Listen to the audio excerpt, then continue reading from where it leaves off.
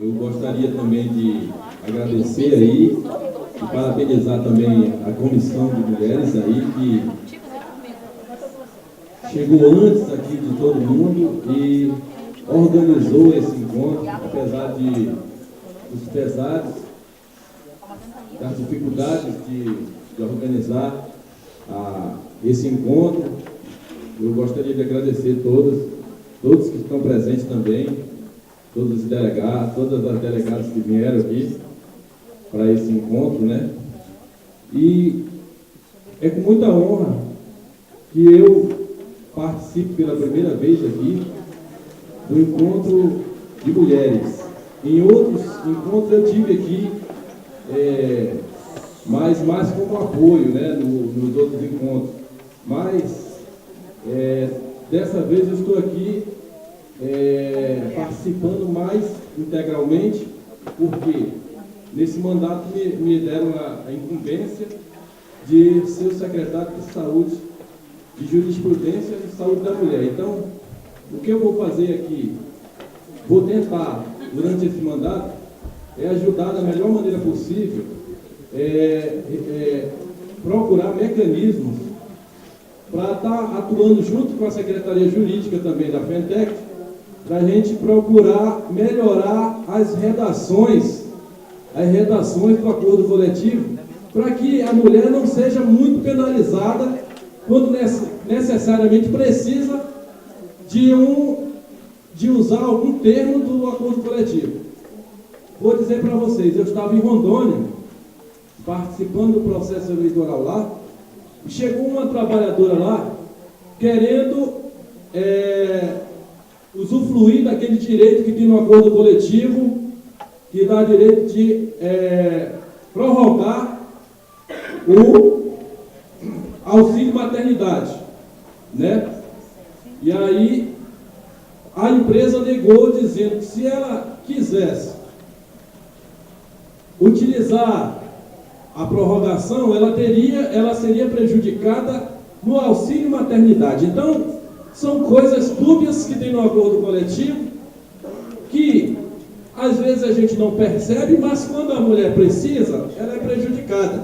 Então, naquele momento, eu estava lá, procurei 2 advogados de lá mesmo, de Rondônia, e fui conversar com eles, e na verdade, os advogados disseram que aquela cláusula, ela está dúbia e que realmente a empresa pode fazer aquilo com a trabalhadora, que ela pode ganhar, por um lado, 12 meses de prorrogação, mas também no mesmo item diz lá que ela pode perder o auxílio maternidade, auxílio creche, o auxílio creche, e isso é ruim para a mulher. Então a gente tem que procurar mecanismos. Eu vi aqui pessoas falarem aqui que ficam preocupadas dentro da legislação se é legal, se não é legal, se é pertinente ou se não é. Então nós temos que procurar fazer direitinho a nossa redação aqui nesse encontro, e quando a gente for passar o CONREP, a gente já tem segurança que as propostas que vão fazer para as mulheres excetistas do Brasil são propostas condizentes com a necessidade de todas as mulheres, que na hora que elas precisarem fazer alguma reivindicação, que na hora que elas precisarem utilizar o acordo coletivo, elas não sejam prejudicadas pela outra parte. Então, eu quero saudar todas as mulheres aqui e vou fazer o máximo para ajudar vocês aí no que for preciso. Esse negócio também do machismo dentro do movimento sindical existe muito e é muito ainda praticado, inclusive nos próprios sindicatos, que muitas vezes só existe uma mulher numa direção de sindicato, porque tem lá escrito que tem que ter o quórum mínimo de 30%. Porque se não tivesse isso, nem mulher, e muitos sindicatos aí, os caras não colocavam mulher na diretoria. Então nós temos que lutar também contra o machismo, nós temos que lutar contra o preconceito, de qualquer tipo de preconceito que se possa se estabelecer dentro do sindicato, dentro do movimento sindical. eu tive um momento aí de conflito, para você ver como é que existe preconceito. Um momento de conflito, numa disputa eleitoral, onde eu, no carro de som, falei para o outro candidato, que era o meu opositor, falei lá, no momento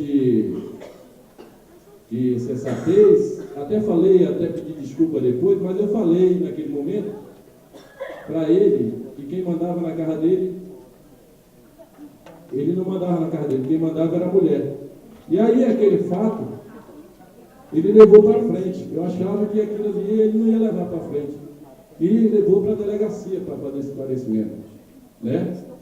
Chegando na delegacia, tinha a delegada e tinha a escrivã. Duas mulheres muito bonitas, né? Aí eu disse assim, eu estou ferrado aqui, né? Vou para a delegacia por causa disso.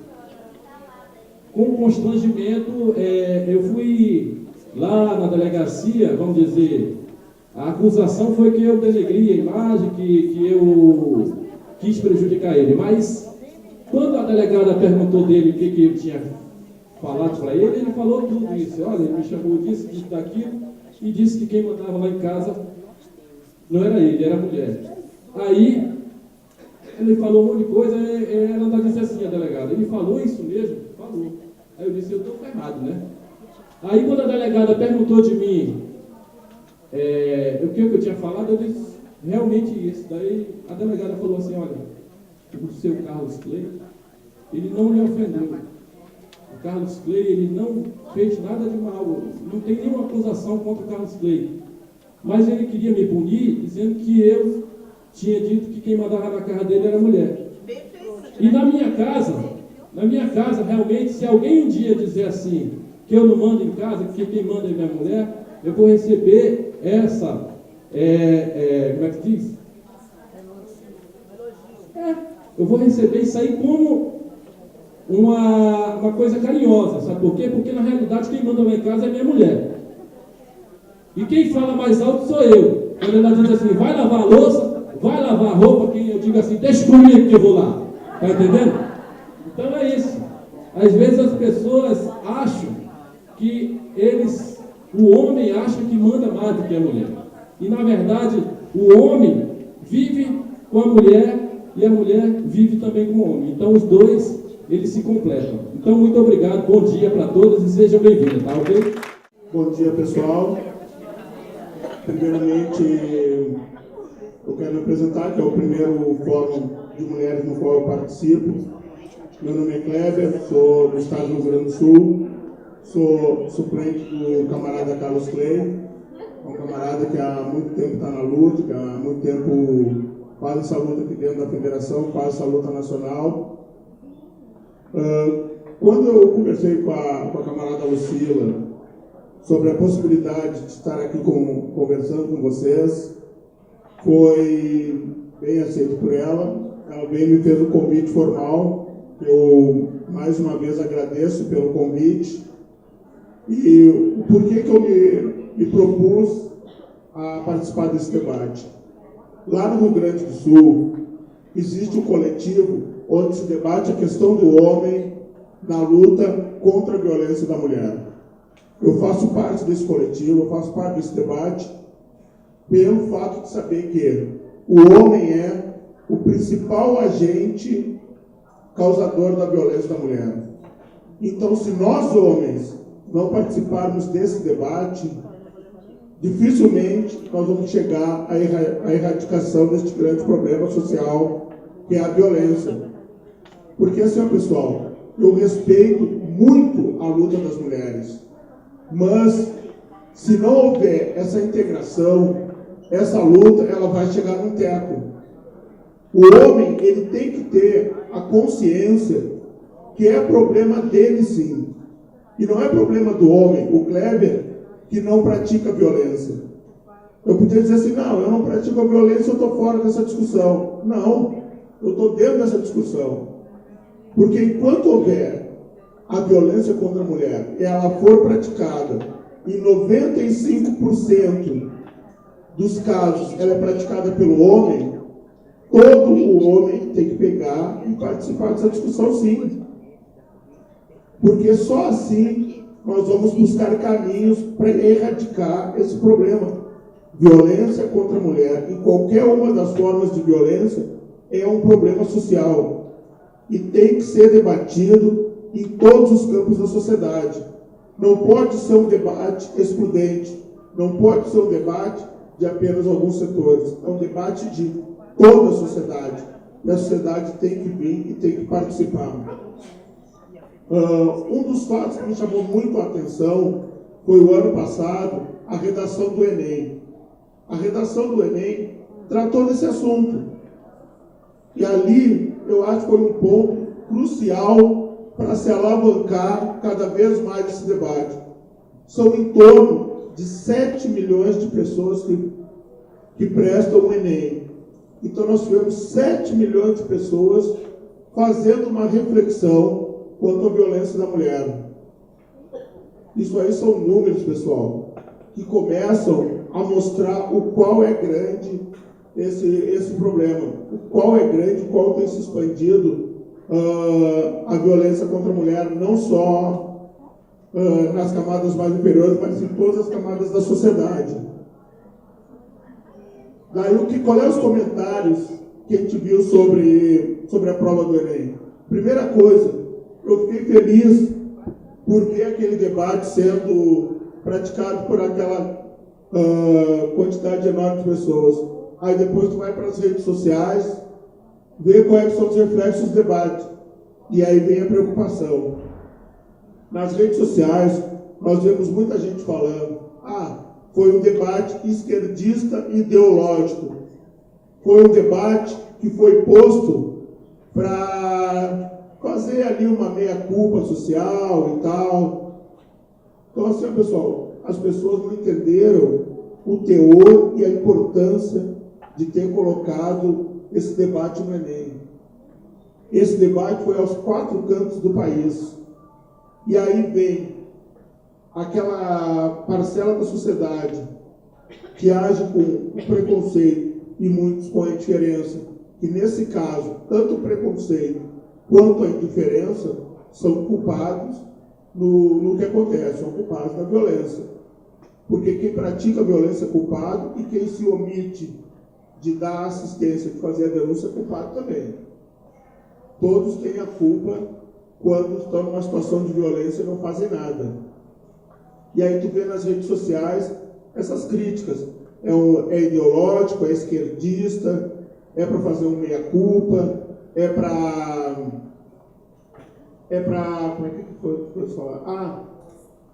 Para que as mulheres se sintam representadas nesse debate do Enem. Então, são absurdos que foram escritos de pessoas que alguns não entenderam o teor, outros sim, outros agiram com um certo preconceito. Outra coisa que preocupa muito, pessoal,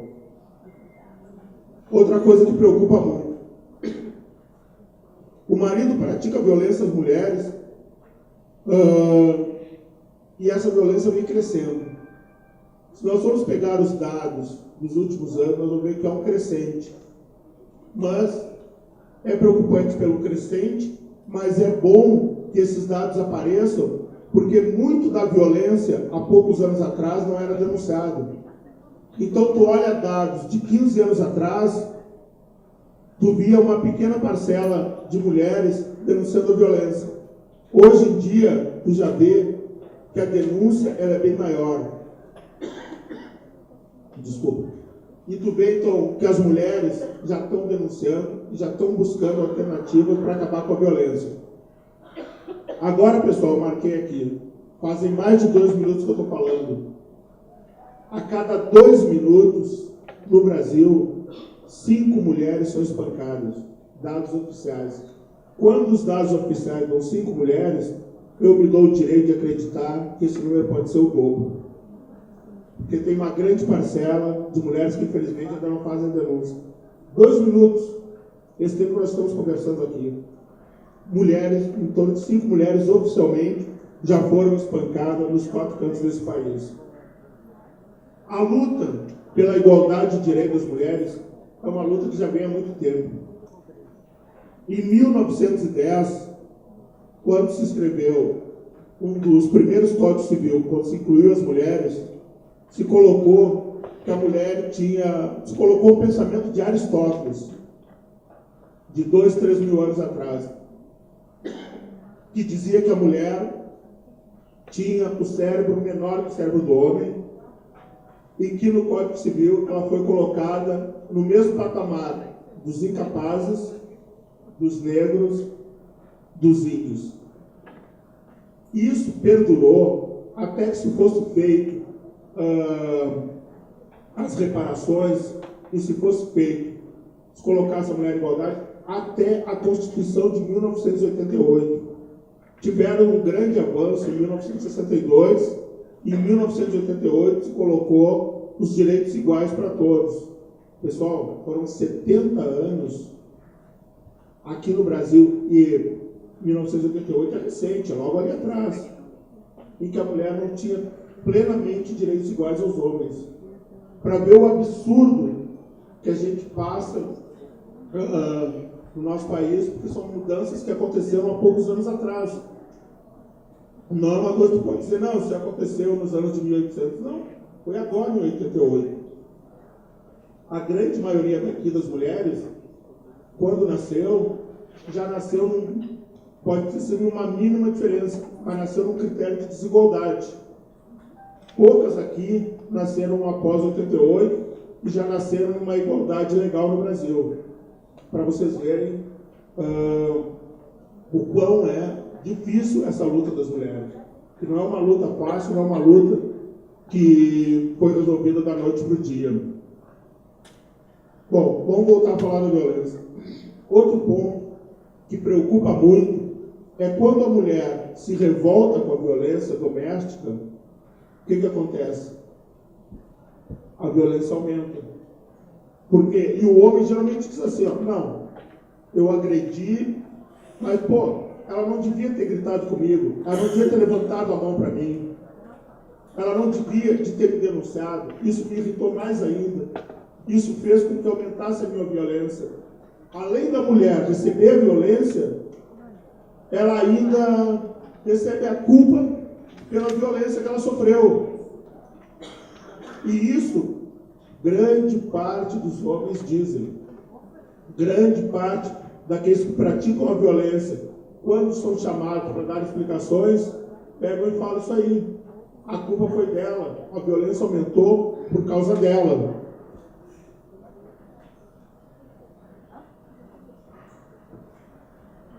Relatos das violências, em 67% dos relatos de violência cometidos por homem contra as vítimas já tinham um vínculo afetivo. A violência, na grande maioria, acontece dentro de casa. Acontece com o marido, acontece com o pai, e hoje em dia, pasme, a violência de filhos com as mães vem aumentado assustadoramente. O racismo, a violência contra a mulher, a cultura do estupro, ninguém nasce com isso. Isso são coisas que tu aprende. Te ensinam a ser racista ou te ensinam a não ser racista.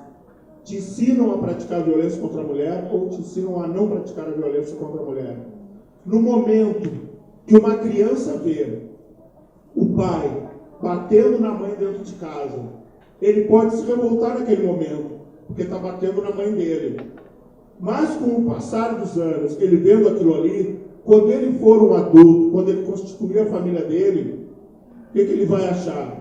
Não, mas para aí. Eu estou entendendo o porquê que meu pai batia na minha mãe.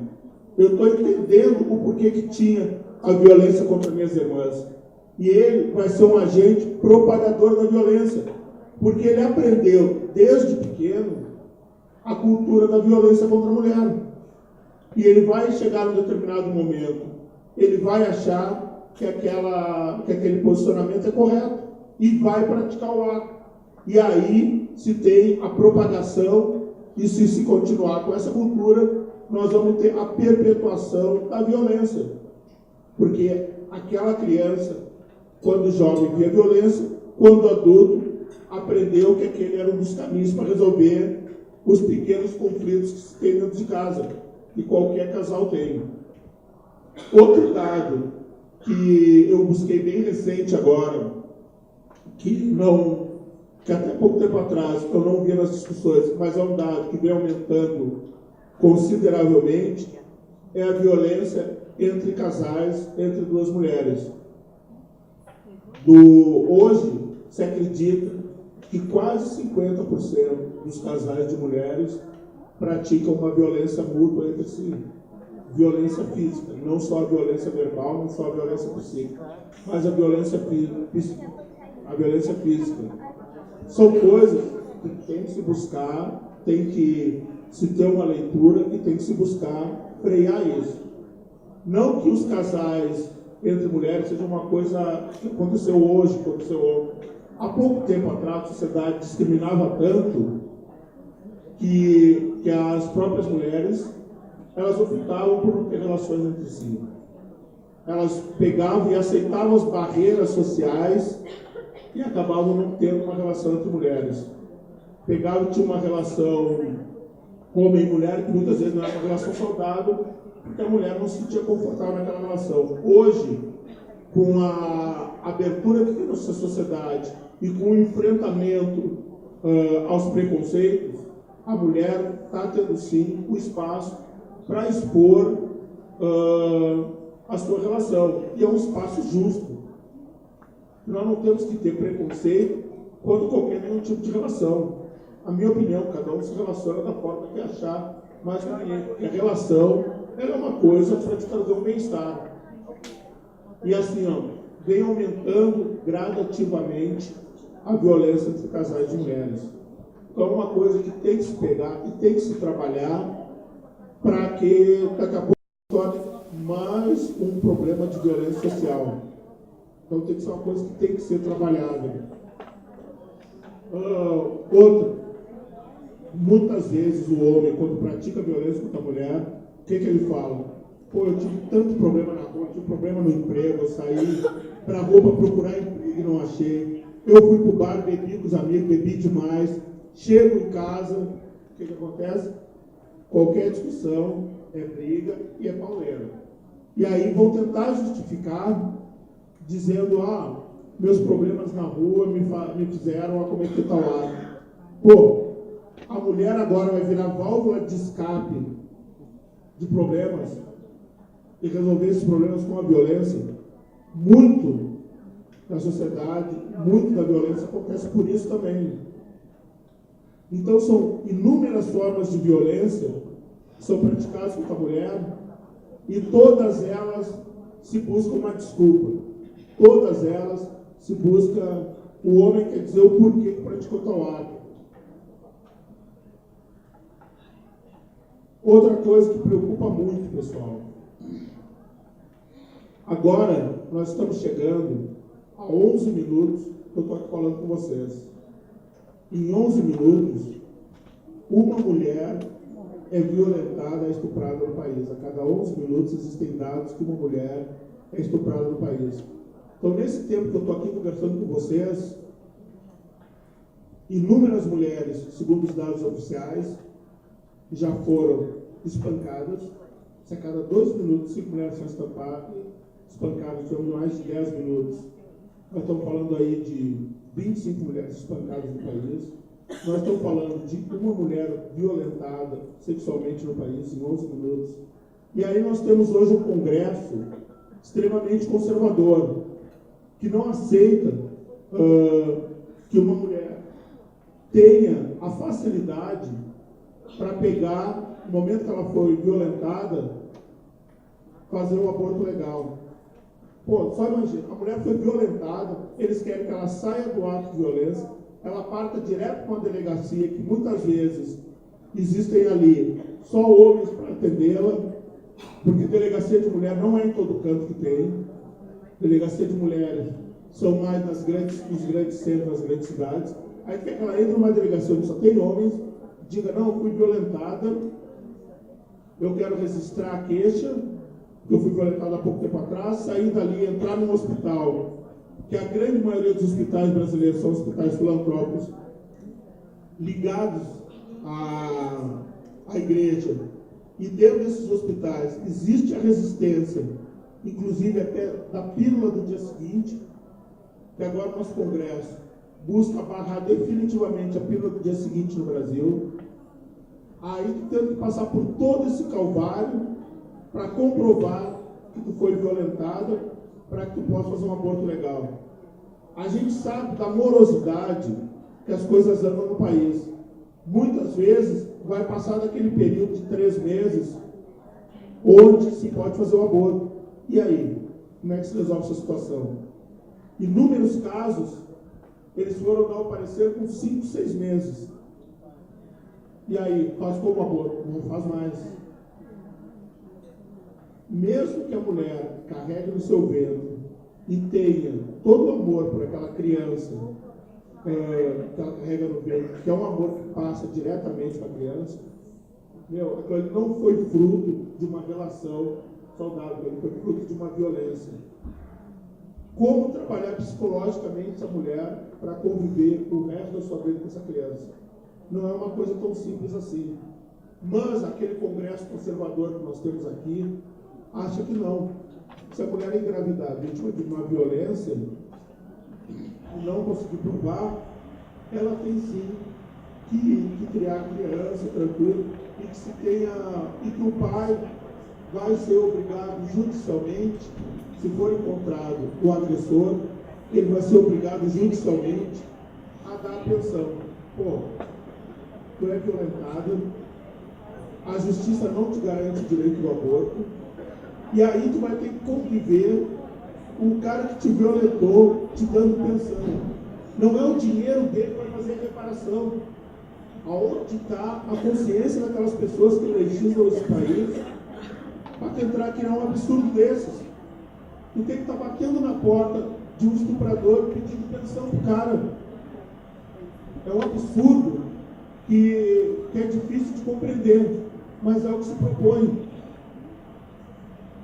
Pesquisas feitas em 2015 apontam que 90% dos homens acham um absurdo a violência contra a mulher.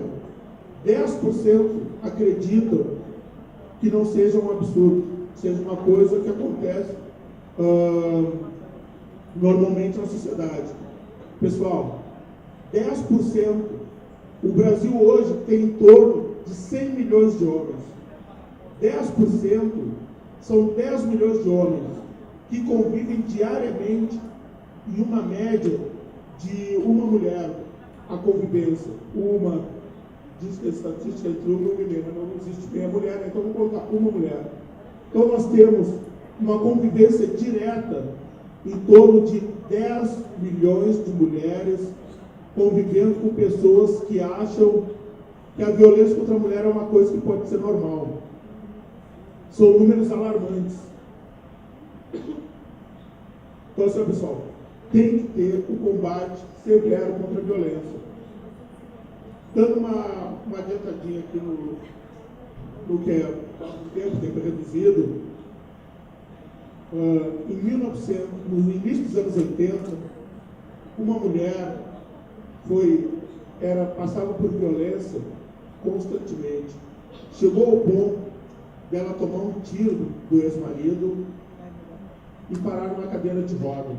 Alguns anos depois, esta mesma mulher, ela pegou ao tomar banho, e o marido alegou, quando deu tiro nela, foi um assalto. Foi uma tentativa de assalto, que foi de roubo à casa deles, que acabaram disparando e acabaram atingindo ela. Poucos anos depois, ao tomar banho, convivendo com o marido por causa dos filhos, uma das filhas, essa mulher foi tentada novamente, foi tentado o assassinato dela, eletrocutada dentro do banheiro. Ela foi salva pela babá das filhas. Essa mulher decidiu naquele momento que não ia mais aceitar isso e iniciou uma luta contra o marido. Passaram-se 18 anos de luta para que esse marido tivesse uma condenação. 18 anos, pessoal. Durante esse período de 18 anos, a luta dela tomou proporções gigantescas. A luta dela foi parar nas Nações Unidas. E a luta dela hoje é reconhecida como um dos 10 casos que mudaram a situação da mulher no mundo. Essa mulher se chama Maria da Penha. Se tem um nome de uma lei hoje, Maria da Penha, não foi da noite para o dia, não foi em 2, 3 anos, foi o calvário de 20 anos para que essa lei fosse aprovada. E pasme, o mundo inteiro reconhecia a luta dela, e o Brasil só foi reconhecido depois de uma notificação das Nações Unidas, porque o Brasil era um país que não oferecia condições de segurança às mulheres. Teve que vir de fora uma notificação das Nações Unidas para que o Brasil começasse a trabalhar uma lei específica para defender as mulheres, pessoal. Então, assim, para terminar, pessoal, eu vou dizer assim, uma reflexão da Maria da Penha. A finalidade da lei não é punir os homens, e sim evitar a violência contra a mulher. A violência, pessoal, contra a mulher, ela é uma coisa, como eu disse anteriormente, tu aprende a respeitar a mulher. Aí agora, só para finalizar, e no momento que tu aprende a respeitar a mulher, tu aprende a respeitar o ser humano, tu vai levar isso para a minha vida toda. Eu, particularmente, tive essa instrução. Desculpe, pelo momento que eu estou falando agora. Perdi a minha mãe faz 30 dias. E ela me ensinou todo esse respeito que eu tenho pela mulher. Meu ensinamento veio de casa.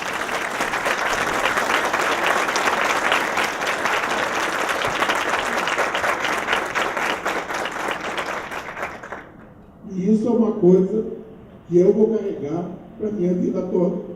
Obrigado a todas as mães que instruíram os seus filhos como eu fui instruído pela minha. Obrigado. Mesmo a mulher que é espancada, ela reflete sobre a educação que ela mesma está dando para a atitude passiva na educação dos filhos. A atitude ativa da mulher, como a sua mãe fez com você, é uma postura muito corajosa por parte da mulher diante das limitações que a gente tem na sociedade machista. Bom, eu vou falar um pouco sobre essa questão da violência da mulher em termos gerais. Eu acho que é importante que a gente se aprofunde mais ainda no tema com os debates que vêm em seguida, né? E esse olhar que está proposto aqui, que eu achei muito interessante, é a escolha do tema, que é o olhar masculino e o olhar feminino, né? Que é o olhar do opressor e do oprimido. De novo, voltamos à relação opressor e oprimido, né? E eu vou partir disso, porque a gente vê, eu queria colocar algumas questões que a gente tem dentro da empresa, né, que é a questão do assédio sexual. Quando a Lucila me convidou para falar sobre o tema, eu achei bastante pertinente, claro, por encontro de mulheres, mas sobretudo por causa dos enfrentamentos que a gente tem dentro da nossa empresa, que são as questões de assédio sexual, né, e do tratamento da mulher que sofre de violência doméstica, né, que passa pelo olhar masculino, né. A maior parte do olhar masculino, ele não é um olhar respeitoso, né. A gente ainda não conseguiu esse olhar respeitoso, né. Bom, é importante a gente ter a solidariedade masculina, né, principalmente nesses fóruns, né, e aí é super importante que a gente leve esse debate para o CONREP, né, sobre a questão da solidariedade dos nossos companheiros, né, que estão militando conosco no movimento sindical, que é algo muito difícil de conseguir. conseguir, né? Eu costumo falar para os meus companheiros de trabalho que essa mulher tem que ser lutadora mesmo, que é o discurso. A minha não, nem baixinho. A mulher tem que sair mesmo para a rua, mas a minha tem que me dar o suporte para poder fazer a luta, né? Eu costumo dizer, assim, o que é que a mulher está fazendo agora que você está aqui nessa reunião, 10, 2 da manhã, 10 horas da noite, resolvendo os problemas da categoria? Né? Ao pedir a solidariedade masculina. Então é importante a gente levar esse debate e convencer os homens, né? Eu acho que o homem com pensamento de esquerda, ele é mais fácil de ser convencido, né? E aí foi falado aqui sobre essa questão da solidariedade, né? Que é a discussão de direitos iguais, colocado pelo movimento feminista, que é a discussão da igualitariedade, né?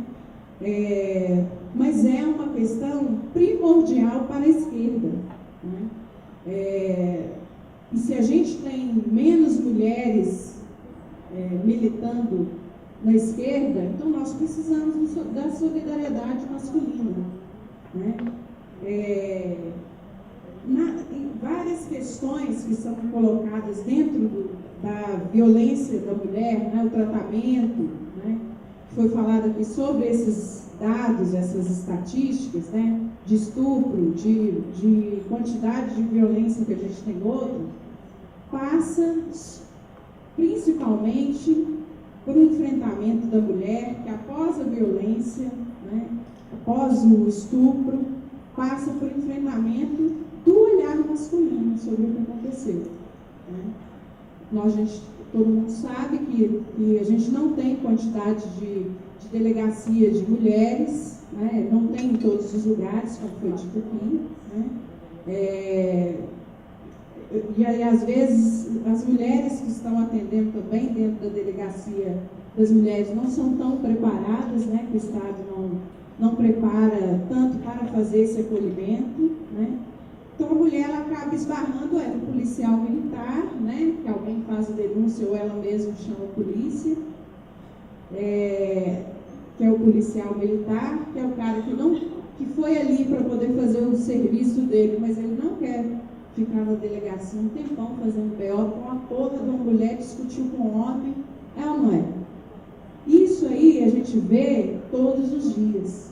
Você sofre a violência e você passa pelo o primeiro olhar masculino. E se vai para a delegacia, você passa por um outro olhar masculino, que é o do delegado. Mas o que é que você estava fazendo? E o olhar masculino, ele trata a questão da violência da mulher, né, o crime de violência contra a mulher, como uma questão passional. A maior parte das vezes é tratado como uma questão passional. São as inúmeras desculpas, justificativas que se inventam. Mas o que você estava vestindo? Mas o que você estava fazendo? A mulher, ela não é a vítima, né? Ela parte para uma posição ativa dentro da violência que ela sofreu, né? E isso é muito humilhante, é uma situação de humilhação após um ato violento, né? Então é uma luta muito grande que a gente tem que travar nos diversos espaços, que é essa luta contra o olhar machista, que é da cultura. O Kleber falou aqui que a gente aprende, né?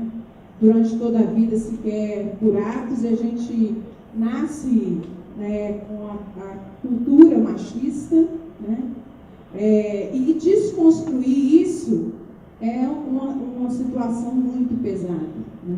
Desconstruir sofrendo isso é uma situação ainda mais aterradora.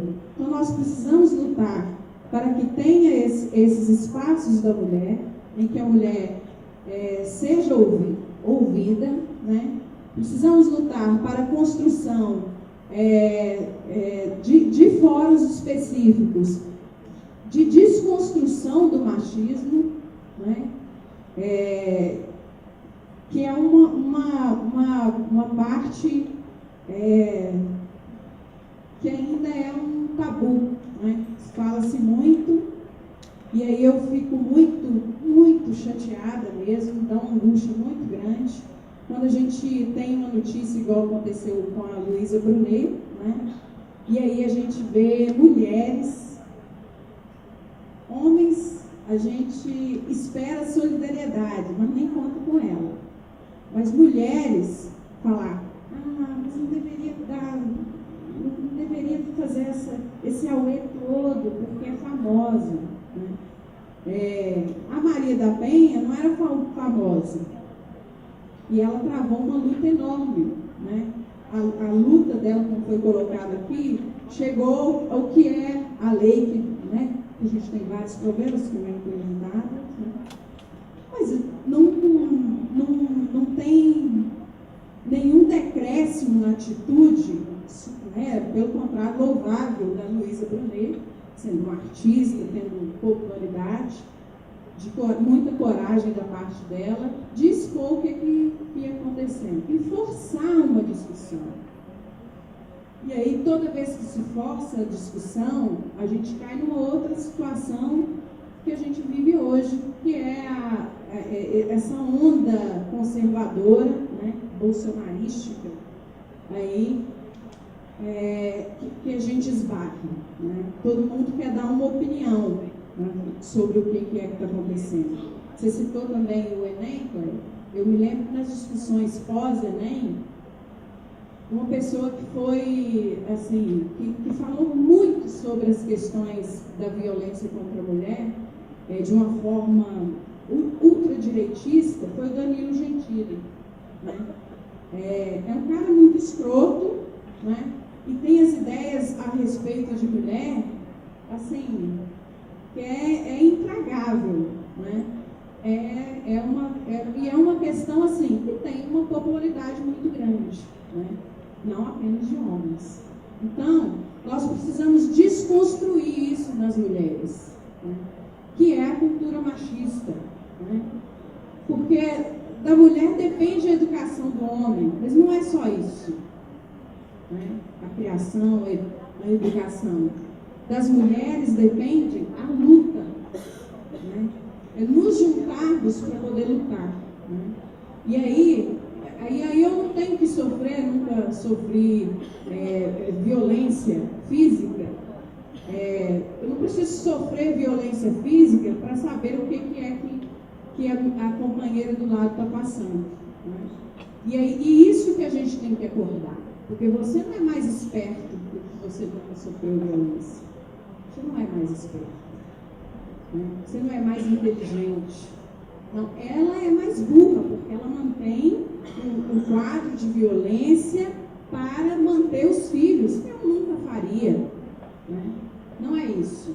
Então, nós precisamos desconstruir toda essa questão machista que tem entre nós mulheres, né? Porque senão nós não vamos conseguir desconstruir nos homens, né? Na sociedade como um todo. Outra questão também, foi dito que eu comecei a falar sobre a questão dos crimes terem um olhar passional. Foi ciúme, foi depois de uma bebedeira, né? Foi uma briga com motivo, pequeno, mas com motivo, né? E não são passionais, né? Isso está arraigado, isso está com os homens, né? Ele não precisa de um motivo para poder estuprar uma mulher. Ele não precisa que ela dê motivo, ele faz. Ele não precisa de um motivo para bater uma mulher. Ele até pode usar isso como justificativo, mas ele não precisa disso. Isso está arraigado dentro dele, né? E por isso a necessidade de desconstrução, né? Em relação às questões da mulher, né, dentro da empresa, né, a gente tem uma cláusula no acordo coletivo que trata da proteção e do afastamento da mulher, né?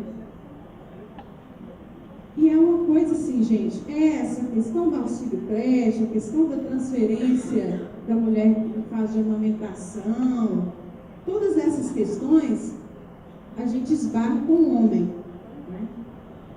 A gente esbarra com o agente, com o gerente. Não há gerente que às vezes tem um olhar masculino sobre a questão, machista sobre a questão, né? Então, logo homem também, né? Como? Com os sindicatos que não tem mulher, né? Que a mulher vai lá para poder requerer a cláusula de afastamento, que às vezes está sendo descumprida por parte da empresa e ela não é atendida por uma mulher. O cara não sabe do que ela está falando. Ah, tem isso no acordo coletivo? Mais ou menos assim. E a gente sempre esbarra, por parte da empresa, primeiro, com uma campanha muito grande de apoio, né, às questões da mulher, né, o Outubro Rosa, todo mundo veste rosa na sexta-feira, né, uma farsa. Se retiram exames do periódico. Se a mulher, ao pedir uma transferência, que é o afastamento precisa, em caso de violência, ela não é atendida, enrola. Um mês, 2 meses, 6 meses. A mulher que está sendo violentada, ela não pode esperar um mês. Ela pode esperar 2, 6 meses. Ou ficar empurrando, porque é boa de serviço, né? Precisa que ela entregue carta. Não é isso se o marido está batendo nela, né?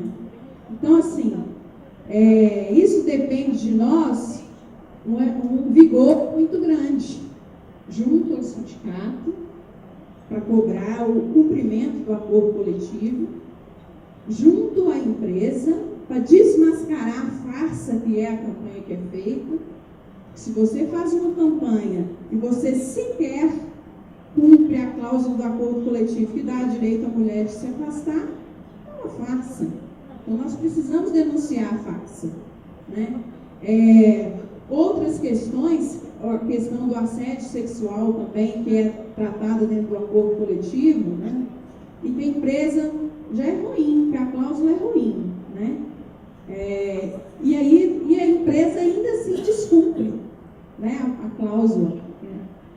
Então, nós precisamos que a empresa cumpra o acordo coletivo. Isso é um problema nosso, né?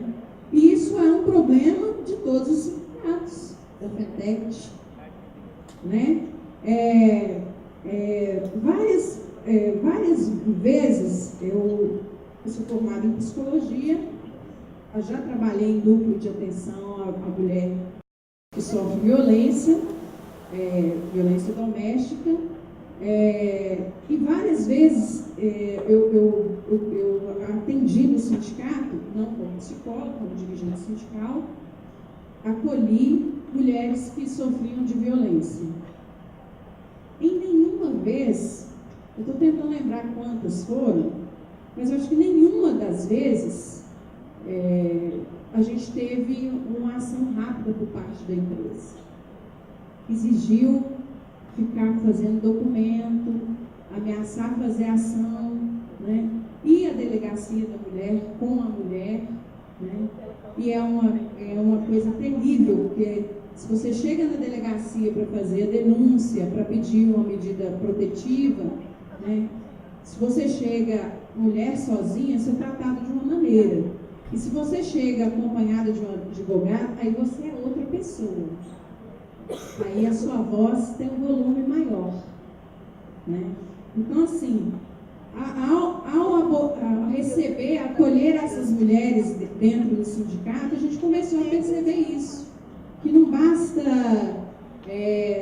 acolher, ouvir a mulher e até lutar pela transferência, por essa questão do afastamento, né, que está previsto no acordo coletivo. A gente precisa fazer a denúncia para fora, né? E aí é muito efetivo, porque dentro da empresa é tratado assim, mas é a sua palavra contra a dele, né? mas eu não posso te transferir nesse momento porque o outro lugar não tem vaga. Então, gente, está faltando trabalhador em todo lugar, tem vaga em todos os lugares. Mas ainda assim a empresa usa isso como desculpa. Não posso te transferir porque eu não posso ceder dessa unidade que é importante. Né? Usa todas as desculpas administrativas, né, operacionais, para não cumprir o acordo coletivo. Né? E quando você chega na delegacia da mulher, é outra história. Né? Você consegue a medida protetiva, né, que é o distanciamento, né? E a gente precisa usar esse canal. Nós precisamos lutar para que tenha mais delegacias de mulheres. Né? E precisamos estar lá com as nossas companheiras. Né? Porque uma pessoa fragilizada, ela realmente tem a voz mais baixa. Então nós precisamos estar lá, usar o jurídico do sindicato para dar esse apoio. Né? É uma necessidade que a gente tenha esse acolhimento e o vigor para que seja cumprido, né? Que é fundamental. Né? Outra questão também que é colocada é a questão do assédio sexual e o tratamento que a empresa dá. Né? A empresa, o acordo coletivo diz que a pessoa tem que denunciar, fazer uma denúncia para o AGET. Eu não sei, não tenho ideia por quê do AGET. A AGET não é psicólogo, não é assistente social, não é nenhum órgão social, é relação sindical. Aí você pensa assim, não, mas é relação sindical, então ele vai comunicar ao sindicato. Não, porque não está na cláusula, ele não comunica ao sindicato, ele esconde. Tem um problema de assédio sexual dentro da empresa, o AGET esconde a questão. Né? E não trata. Né? Ele é sempre abordado, e aí falar por experiência também, as mulheres são abordadas pelo olhar masculino. Mas o que é que você estava fazendo? Mas é a sua palavra contra dele. Você não sabia que ele tem um filho, não? Você pensa que você está destruindo uma família. É sempre a conversinha mole. Né? Que o homem ele vai ser muito penalizado. E a mulher não, ele não pensou nisso, que ele poderia ser de alguma forma penalizado. Né? E aí a cláusula também fala de uma possibilidade de um processo administrativo. Né? Vai ser tratado, vai ser apurado, não se fala em que termos que serão. E existe uma possibilidade de instauração do processo administrativo contra a pessoa que assediou. A gente tem uma ocorrência maior com mulheres, mas também acontece com homens. Né? E aí, se instaurado o processo administrativo, não necessariamente, aí ele vai ter uma apuração muito maior, mas não necessariamente vai levar à demissão da pessoa. Então, assim, é para o inglês ver, é para fingir que a gente tem um direito. Né? E outra questão dessa mesma cláusula, eu já estou finalizando, é a questão do acompanhamento dos sindicatos, que dá a entender que o sindicato seria comunicado, uma vez que é tratado primeiramente pela AGET. Né? Isso não acontece. E quando o sindicato tenta participar, né, e eu já fiz isso várias vezes, é negado. Não pode. Mesmo se a vítima do assédio sexual, que é o que está colocado na cláusula, que a pessoa pode pedir o acompanhamento do sindicato, mesmo se o sindicato é solicitado para que acompanhe todo o processo. A gente é colocado à margem. É melhor que esses olhos não vejam o que está acontecendo. Então, é essa exclusão mesmo e o tratamento que é dado para a mulher. Dentro do Correio também é dado esse tratamento machista. Então, nós precisamos discutir sobre isso, nós precisamos melhorar isso, né? E aí o acordo coletivo, ele é um meio de se ter uma cobrança mais efetiva. Então, nós precisamos melhorar a cláusula do acordo coletivo. Né?